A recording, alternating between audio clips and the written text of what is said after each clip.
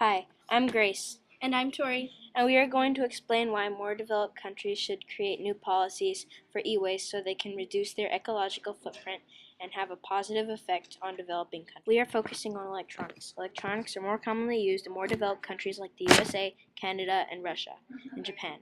Some people consider electronics as a need for a way for a current event and information. Others use them as a want for entertainment.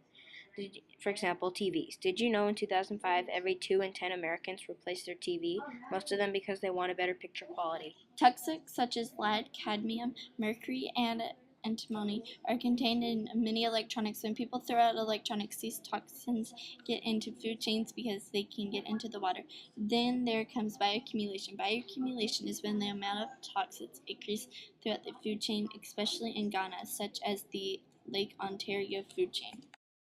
Did you know that the new iPad contains no flame retardants? That way, if they get shipped into Ghana and people try to burn them, they won't hurt people as much. The Ontario Lake food chain, for example. If things contain no flame retardants, the food chain will not be affected as much. Reduce. If you reduce the flame retardants of products, then you can reduce the amount of animals that are getting killed in Lake Ontario, and then you can reduce the people that die also. The average Nokia phone is made up of 9 different types of things that all hurt the environment somehow. One Nokia phone is made up of 1% flame retardant, 1% zinc, 1% nickel, 1% silver, 3% iron, 4% others, 9% exponent, 16% ceramics, and 29% plastics. Imagine all that times millions. Take back laws. Countries are beginning to take responsibility for their own electronics.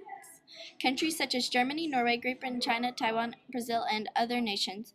Countries we are fighting about where the developed countries' waste goes. How would you like it if all this junk got put in your land? 90% of Apple's computers have a problem that can be fixed. Ghana and China have a deal right now. Ghana will export primary products such as cocoa, gold, diamonds, and crude oil, while China exports electronics, telecommunications, and industrial equipment. A more socially sustainable way to dispose of our old electronics is to create take-back laws so they can take back their computers and fix them so people do not have to buy new ones. Also, they can create more policies to help third world countries to be more sustainable. This graph shows why people replaced their TVs in 2006. 20% wanted an HD TV for higher picture quality. 25% wanted another TV.